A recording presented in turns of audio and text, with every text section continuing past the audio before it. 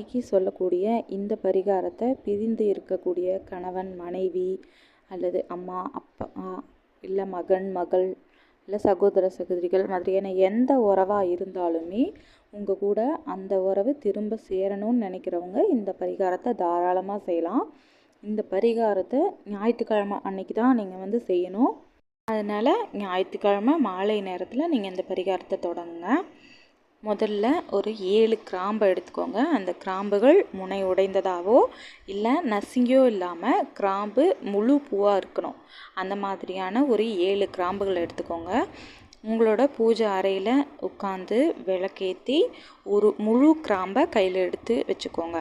வச்சுட்டு நீங்கள் எந்த உறவோட மறுபடியும் பழைய மாதிரி இணையணும்னு நினைக்கிறீங்களோ அவங்களோட பேரை ஒரு 21 முறை திரும்ப சொல்லுங்கள்.